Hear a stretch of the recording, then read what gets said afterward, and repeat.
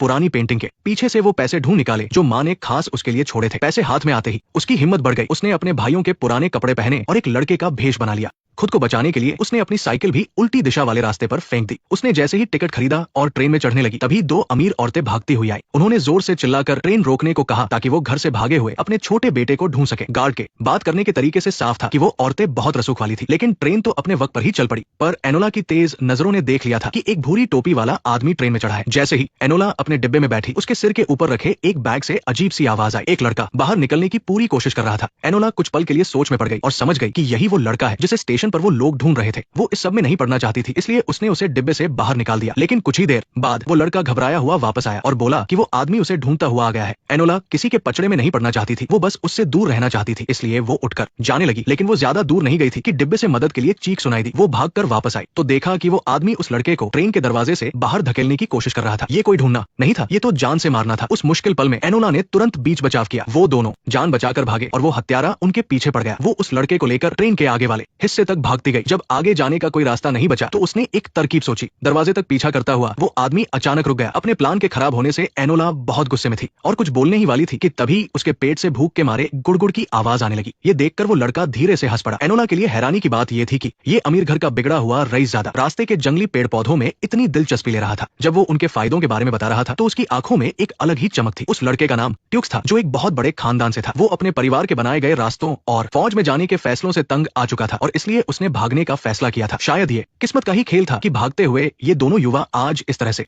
एक दूसरे से टकरा गए थे। दोनों ने आग के पास बैठकर एक बहुत ही सुकून भरी रात गुजारी। उसकी पहचान छिपाने के लिए एनोला ने खुद उसके बाल काटे। अगले दिन उन्होंने एक भले चरवाहे की बैलगाड़ी ली और सुबह की हल्की धूप में दोनों राजधानी लंदन की तरफ निकल पड़े। लंदन पहुंचने के बाद दोनों के रास्ते अलग हो गए। भले ही वो मीलों दूर आ गई थी, लेकिन एनोला जानती थी कि अपने भाई माइक्रॉफ के चंगुल से पूरी तरह बचने के लिए उसे अभी और अपनी माँ के छोड़े हुए पैसों से एनोला ने खुद को एक ऐसी लेडी के रूप में तैयार किया जिसे वो हमेशा नापसंद करती थी। उसने ये भेष अपने भाइयों की नजरों से बचने के लिए बनाया था। कपड़ों की दुकान के मालिक की मदद से उसने रहने के लिए एक छोटी सी अटारी किराए पर ली। वहाँ सेटल होने के बाद वो अपनी माँ को ढूंढने में पूरी तरह से लग गई। सबसे पहले उसने न्यूज़पेपर में एक गुप्त मैसेज के साथ गुमशुदगी का विज्ञापन दिया। फिर उसे याद आया कि जब उसकी माँ गांव में थी तो उनका इकलौता यही विमेंस जूडो क्लब था। क्लब की मैनेजर मिस ग्रे ने एनोला को एक नजर में ही पहचान लिया और बताया कि वो उसकी माँ की पुरानी दोस्त है। बातचीत से एनोला को पता चला कि उसकी माँ आजकल एक खास काम कर रही है और जानबूझकर छिप रही है। मिस ग्रे को पक्का सब कुछ पता था, लेकिन उसने और कुछ बताने से मना कर दिया। गुस्से में आकर एनोला ने उसके साथ हाथापाई शुरू कर दी, पर आखिर में उसके हाथ कुछ नहीं लगा। हालांकि एनोला पूरी तरह खाली हाथ नहीं थी। उसे मिस ग्रे के ऑफिस में एक खास निशान वाली चीज मिली। ये बिल्कुल वैसी ही थी जैसी उसने एक बार गलती से अपने घर पर देखी थी। उसे अचानक याद आया कि उसने अपनी माँ को कुछ लोगों से बात करते हुए छुप कर सुना था, जिसमें लंदन के एक पते का जिक्र था। उस पते को खोजते हुए वो एक गुप्त जगह पहुंची। ये बारूद बनाने वाली एक लैब थी जिसका सेटअप और सामान बिल्कुल वैसा ही था जैसा उसकी माँ इस्तेमाल करती थी। कमरे के अंदर सुधार की मांग करने वाले और महिलाओं के वोटिंग राइट्स का सपोर्ट करने वाले पर्चे बिखरे पड़े थे। वही एक गुप्त फाइल में एनोला को आखिरकार अपनी माँ का असली इरादा समझ